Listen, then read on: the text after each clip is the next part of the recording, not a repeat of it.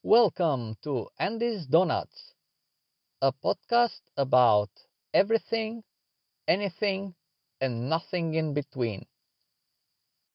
Hello, guys, and welcome to another episode. Again, I'm in my car and I'm recording a new episode for Andy's Donuts. Today, I'm gonna talk to you about books and how they changed my life, basically.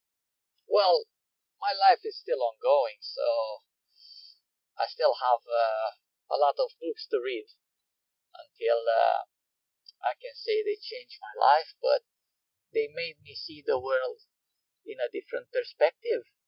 I wasn't expecting that, and I didn't realize when it happened. It was so smooth and without basically knowing when it transformed the way I see things. So, yeah, how it all started. It started with me wanted to use the time I spend on commute. I commute to work almost every day. I drive around 1 hour and a half one way, and then another 1 hour, 1 hour and a half return. So basically, I spend around 3 hours when I'm working on the road. And because of that, I wanted to use that time for something useful, something meaningful, something, I don't know, something for myself. It's basically the only time I've got for myself, having two kids. Um, so the only me time is when I'm in the car driving to work. So I decided I shouldn't waste this precious time. I've got 3 hours every day and put it to good use. So I decided to listen to books. Obviously, I can't actually do any reading while I'm driving. I don't have a driver. So I decided to listen to audiobooks. And I started with, can't even remember what was the first book I downloaded, but once I got the taste of audiobooks, I couldn't stop. I like to read books as they are, like physical books, but they kind of make me sleepy, and then I lose the thread, and I have to reread the same paragraph a few times, and it's annoying. Uh, to be honest, one of my friends said the same thing about audiobooks. He said, I can't listen to audiobooks, I fell asleep. So it can go both ways. So because I'm taking the same route to work, I don't have to really concentrate too much. I'm on autopilot. It's the same road, the same. I know the road very well, so I'm just driving, and I can listen to audiobooks without putting myself or others in danger. And definitely, I'm not falling asleep. Otherwise, I wouldn't have done it.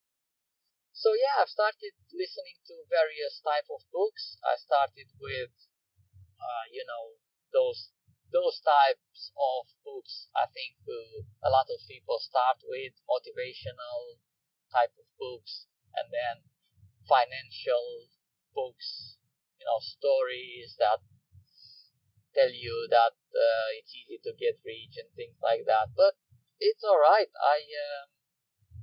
I realize now they were rubbish, but without reading them, I wouldn't have gotten to so many other books, more important books, more interesting books, valuable books. So it's good experience. So it's good to start with something. It doesn't matter how good or how bad it is. And to be honest, if I wouldn't have started with those type of books, I wouldn't have understood the other books that I read afterwards. So it's like building a house, putting a brick at the base, and then building from there. So you can't start building a house with the roof. So it's the same with knowledge and books. And without realizing, I diversified. So I read all sorts of books from various areas. I read history books, financial books, psychology books, biology, general knowledge, all sorts, and even fictional books. Yeah, it's really good because it opens your mind and you can think in different ways. When you realize that a lot of things have things in common, a lot of areas, a lot of domains are based on the same principles. I was surprised when I realized that most of the arts, I don't know if all of them, but the ones I actually got involved with, and I realized that they have things in common. So, for example, comics, illustrations, photography, and film, they all have certain things that are the same for all of them. For example, framing. That's just one example, but I'm sure there are more. So yeah, it was good experience to do different things. I did comics, I did illustration, photography. Photography, I wasn't too much involved, but I read about it and I tried to learn more about it. And film, the same. I think I read a few books on films, not necessarily on about films, but about film production, and I was an extra as well. So I got to see what's going on behind the cameras.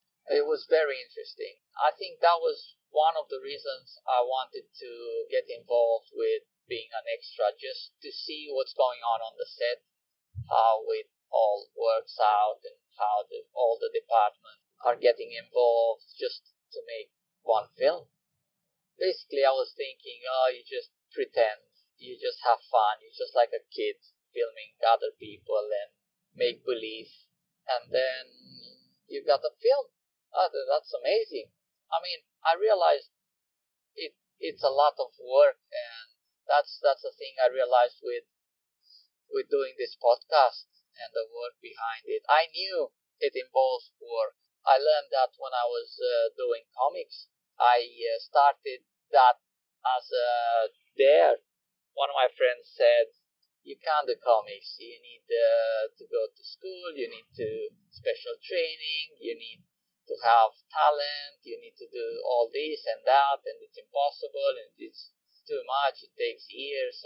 And I wanted to show him that it is possible for someone who has absolutely no skills or no education in regards to arts or anything like that.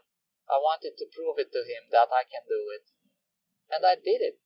It took me a year or two. So I realized what it meant to do comics. I had no idea it's such a difficult thing to do. I probably had the same attitude as other people, saying that, comics, it's easy, it's just some drawings in some squares. Well, it's not. It's more than that. Maybe I can talk about comics in a future episode. So going back to being an extra. Yeah, I've been an extra, and we filmed 2 days for multiple scenes in a British TV show, quite popular. And from those 2 days, full days of filming, they only kept 5 seconds. So then I realized how much work that it's not going to be used basically every film has. So yeah, coming back to books. People say, oh, I don't have time to read books. Well, if you can't carry a book after, but as someone said, you can read a book if you're waiting to see the doctor, if you're in a bus station, if you're on a train, if you're on the toilet, you can read a book. And it doesn't have to be like hours, just 5 minutes, 10 minutes, 20 minutes, a half an hour a day. Just read. So I think that's the most important thing you can do for yourself, for your own development. And it will help in life. Once I was in the position to sell a company, and I had no prior experience on how to do that and how to negotiate. But just happened that just a few months prior to that event, I just read a book about how to negotiate or something like that. and it helped me tremendously.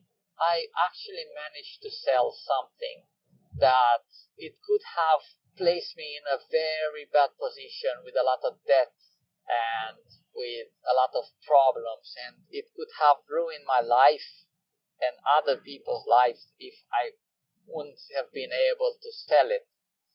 So it helped me. Books help me. And then it helps you in the decisions you make every day. Even though you don't realize it, you'll draw ideas and it will help in the decision making. You'll think that I know how to do this. I know because I know. No, you don't know because you know. You haven't been born with that knowledge. You probably read it in a book. So it's not like we're born already full of knowledge. We're just learning. Our whole life will keep learning every day. I mean, that's the aim, to learn something new every single day, or to do something new, or to meet somebody new, or to be better than yesterday. That should be the aim. I know it's more comfortable to sit down and watch a TV show or something like that, but that's not gonna help you in life. Maybe if you watch something interesting, or maybe if, to be honest, I learn a lot from playing video games. Most of the people are complaining about kids playing video games, but it depends on what type of video games they are playing, I suppose. And most of the games will teach you something new. For example, if you're from another country like I am, so English is not my first language, through games, and because most of the games were in English, it helped me a lot improve my English. I managed to surprise my mom, who's an English teacher. She would ask me, how did you know about that expression? How did you get? Well, not from school, obviously, because in school you learn a certain type of English. You don't learn the slang or common vocabulary. You just learn the literary language, and that's good. I mean, you can go into a different country and you can communicate with other people, so that's all right. But anyway, I was telling you about how you learn things from books. Yeah, you learn things from books, even if they're like stupid things or things that you think you already know. When you read them, you then realize, oh, yeah, that's what it meant. Even though you knew about, it's like the expression we all know, carpe diem. Yeah, live the moment.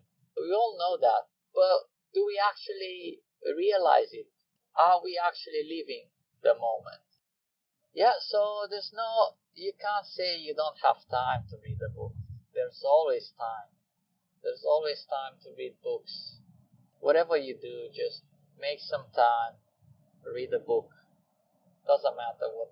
And then the thing is, once you start reading books, and then you'll hear book recommendation. You can Google some interesting books to read, and then one book leads to another. That's what it's happening to me. One book basically make me search for the next one to read. So, for example, now I'm reading a book about complexity, complexity theory. And from this book, I'm already thinking of looking for books about chaos theory and systems. And I'm already there. I already know what I'm gonna read next. It was the same with Age of Napoleon. Then I went to read Ancient Greece, and then History of Rome, and I want to read History of Britain as well. It's on my list, even though I've kind of read something on those lines when I was preparing for my Live in the UK test. So yeah, one book leads to the next one, and you can read books in any domain. I think that's key, because if you're gonna focus on a single type of book, then you won't learn much, because basically everybody will say the same thing. But when you read books about different subjects, you'll find out that some domains are intertwined and they can give you some insights that you haven't thought about before. Yeah, like in the stock market, diversification in everything, diversify in general. So you'll have some money on the side, you'll have some cash, as we were talking with Fred. Have cash, have stocks, have properties, gold and silver, art, whatever land, whatever you can afford. It doesn't have to. I was under the same impression that you have to be rich to do all this, but no, it's on scale. Do whatever feels comfortable for you, even if it's like, when our parents used to give us like a piggy bank to save money. It was the same thing. Just put as little as you can afford, and in no time you'll afford a new toy. Another thing that I've learned from reading books is that you have to take everything with a pinch of salt. Not a single book will give you the absolute truth. Again, somebody will say, "Oh, we knew that already." Yeah, well, I just realized it, not now, but I realized it a little bit later, and it's applied in every aspect of your life. So don't believe a person 100%. They don't have the absolute truth. The books are the same with documentaries or opinion. Nobody has the absolute truth, the best recommendation, the best, opinion, the best religion, the best anything. It's subjective to the person or to the thing or whatever. So take everything with a pinch of salt. The same works with books. So there isn't a book that will give you the absolute truth. Or say, "Oh, I read in this book about the stock market. Look, let's apply this method and we'll get rich," or things like that. It doesn't exist. Nobody has written yet a book that will make you rich. It doesn't exist. It's impossible. I wish our school were like teach you more about how real life works rather than learning about things you probably will never use in your life. I mean, even if you learn about things, you need to learn about history, about math and literature and languages, and all good. But it will be amazing to have interdisciplinary type of classes where multiple subjects they are taught together. Obviously, you can learn the basics. You need to know the basics, and then you can learn about more advanced mathematics or physics or chemistry, but in a multidisciplinary environment. Thanks for listening, guys. It was a pleasure to talk to you again, and hopefully we'll get more guests soon. So stay tuned. See you next time. Take care.